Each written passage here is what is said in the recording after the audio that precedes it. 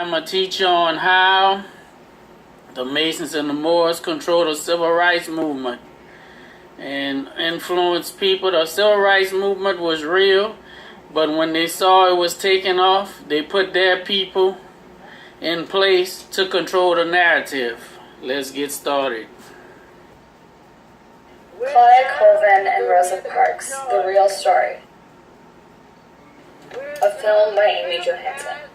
Many Americans know about the Montgomery bus boycotts during the Civil Rights Movement. Today I'm going to teach you on how the Masons and the Moors controlled the civil rights movement and influenced people. The civil rights movement was real, but when they saw it was taking off, they put their people in place to control the narrative. Let's get started. Claudia Colvin and Rosa Parks, The Real Story. A film by Amy Johansson. Many Americans know about the Montgomery bus boycotts during the Civil Rights Movement. We've also heard about Rosa Parks refusing to give up her seat to a white passenger. But most people have never heard of Claudia Colvin. Most of us do not know that Rosa Parks was not one of the first African Americans to refuse to give up her seat to a white commuter in Montgomery, Alabama. In fact, Claudia Colvin came before her. Claudia was only 15 years old, studying the freeing of the slaves in high school, when one day in early March 1955, she was on a bus, and as she later recalled, I feel like Sojourner Truth was pushing down on one shoulder and Harriet Tubman was pushing down on another, saying, "Sit down, girl." I was glued in my seat. She was arrested for not moving to make room for a white woman when asked by the bus driver. A witness at the time said Claudia was insisting loudly that it was her constitutional right to stay in her seat. Regardless, she was convicted in the local courts for violating the segregation law, disturbing the peace, and also assault, even though there was no evidence she had insulted anyone. I see the light, the big and green.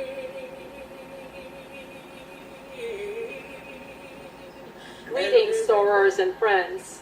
On January 15, 1908, a group of young collegiate women gathered in Minor Hall on the campus of Howard University in Washington, D.C. to organize Alpha Kappa Alpha Sorority Incorporated. These 16 women, just one generation out of slavery, envisioned the world where every man, woman, and child had equal access to health care, housing, proper nutrition, education, and civil rights. For more than a century, Alpha Kappa Alpha women have been at the forefront of every major social, civic, and humanitarian movement in this nation.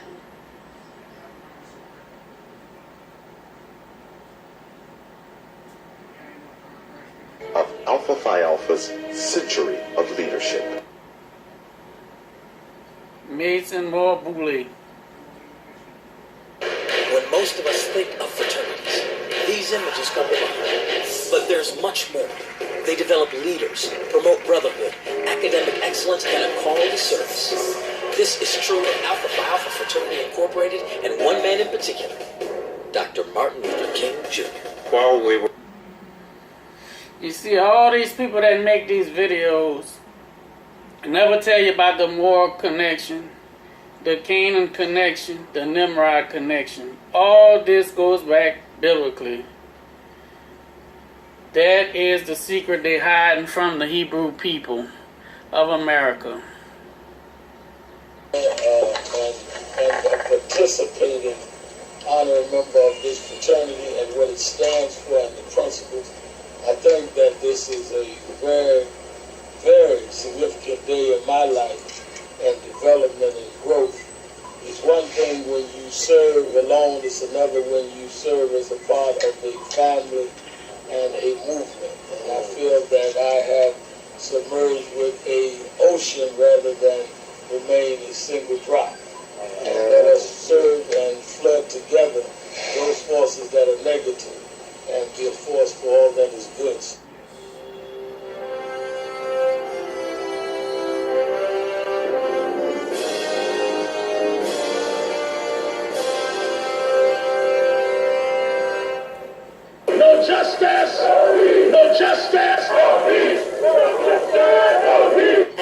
organizers of the 50th anniversary of the March on Washington, the National Action Network assembled more than 250,000 in Washington, D.C. to call on Congress to work towards the fulfillment of Dr. King's dream for jobs and justice. Welcome one of our true heroes. A man who needs no introduction. A man who's going to fire us up. A man who is the president of the National Action Network, Reverend Al Sharpton. Dr. King and those that fought with him, they fought and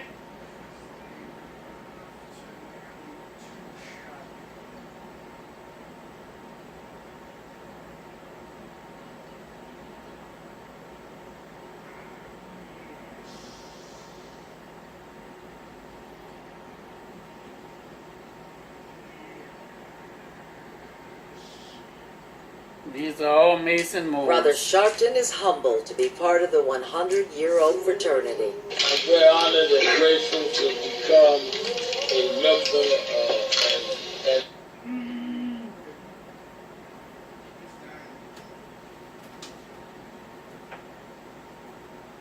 participating honorary member of the fraternity and what it stands for and the principles. I think that this is a very, very significant day in my life. His voice is heard around the world as he makes no apology for the truth. We've come too far to turn back now. Defiant, uncompromising, compassionate. Phi Beta Sigma fraternity at its Centennial Gala celebration is proud to present Reverend Al Sharpton, the Founders Day Service Award. This is why Hebrew people, they still have ghettos in America today.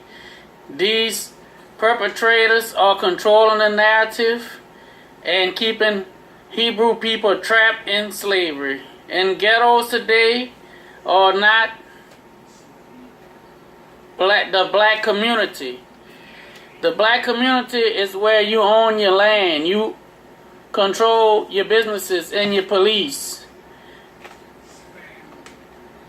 The ghettos today are traps built by Satan to control and keep the Hebrew people and their heritage so they never know who they are, where they come from.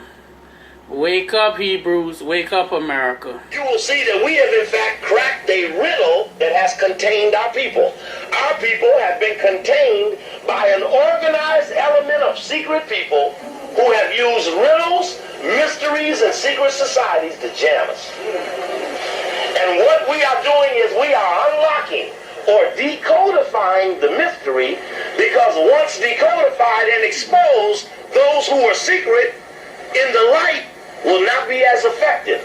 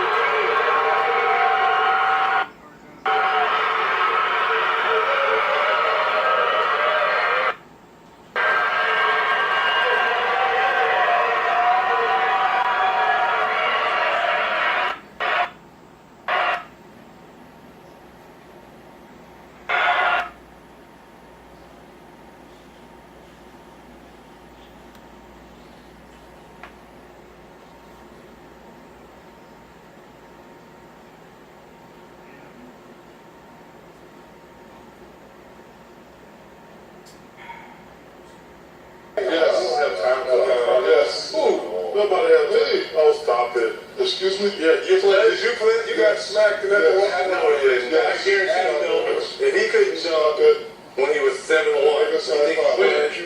in college the other year, you have to stop it. Ask him about me. Yes. Well, you used to hit that after dunks. No, shoot. At dunks. Which fraternity? Oh, man, that's high five. She's gone. Is that what that was? Diesel after dunks, right? That happened in college, yes. But Smitty now and Kerr now and none of I guarantee you can't.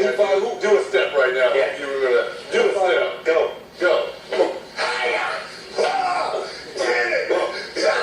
His knee hurt. His back.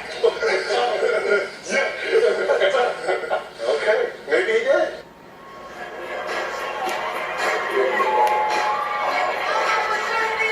These brothers in the cargo wearing the fans committing genocide. Now you're looking at a fans land trader whipping our brothers and sisters, got his brother standing right there to observe, to put fear in him, gather our brothers and sisters up so they could be instilled with fear as they watch these old treacherous traitor, red fans wearing niggas beat our brothers and sisters in the cargo. Illuminati in the Trayvon Martin case. Done a lot of research and looking into this, and for those of you that don't know, one of the biggest secret societies, it's also referred to as the Black Skull and Bones, is the Boule Society. This is where your Al Sharpton, your Barack Obama, your Jesse Jackson, they've all come from this Boule Society. All these big names through the hip-hop industry. They all are entangled in this satanic religion with these perverted sexual acts where they all do each other and they hold it as bribery, as blackmail on top of each other. This Boule Society was fashioned after the Skull and Bone Society of Yale, and all the prominent black men that have risen to power have essentially sold out their people. They pose as freedom fighters on the outside, and they're selling their people out on the inside. And it's been going on like this forever. It's the puppet show, and I'm here to expose it to the best of my ability. So when I talk about this Boule Society, you're talking its creation of Sigma Pi Phi taking place in 1904. And since then, you've had all these great people come from this. Well, what they want you to believe are great people. So there's only 5,000 members roughly in 126 chapters. That's only 5,000 people on this planet. You know how small that is of a group? So you can see that these men of power have been handpicked out of this 5,000 man group here and put into their positions and paid off well to play their part. So what's the chances that anyone very close to Trayvon Martin would be connected to this powerful elite circle? Look closely. This is the 1996 Illuminati playing cards deck that speaks on fraternal orders. And look how eerily close this man matches this man. Do you know who this man is?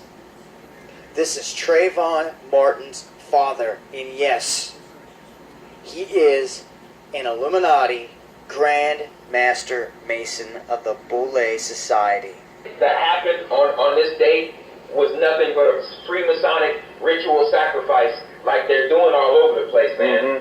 Period, point blank. And if you do your research, Trayvon Martin's heart was missing, his kidneys, one of his kidneys was missing, and his spleen was missing. Okay? That's no joke, people. And if you want to get even deeper, George Zimmerman, let me see. This is numerology for your mind right here. Zimmerman, the Zimmerman family, they own all of the murals in the Denver airport. Are you serious? So please tell me, okay, this is how you know it's a hoax. Zimmerman's father was a Florida judge for over 25 years. He was a multi-millionaire to begin with. His family had money all the way back to England. Okay, there were Zionist Jews, rich Zionist Jews that go back all the way to England. Please tell me why his son would want to be a fucking neighborhood watch when you're a fucking multi-millionaire? What kind of sense does that make? That it makes no sense. And dude, I'm telling you right now, if you look at what the Denver airport is, it's an underground military base.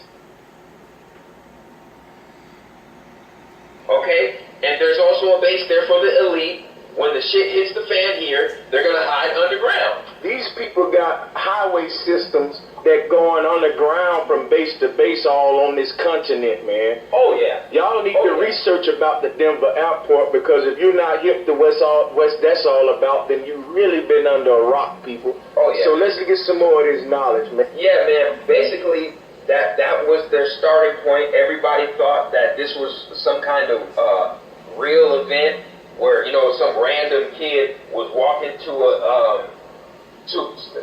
through his neighborhood to watch the All-Star game, and some racist dude, you know, playing neighborhood watch, you know, was such a bigot, and he felt so threatened by a young black man that he had to go out and shoot them. That's foolishness, people. That's so surface level. That's stupid, because if you do your research, Trayvon Martin's father, Tracy Martin, is a Grand Master Freemason. We talking Grand Master. It was a divine plan. America didn't happen by chance. All this was part of the divine plan that this would come about. The Moors then had a plan for a new world order. A one world, new world order. That was a Moorish plan originally.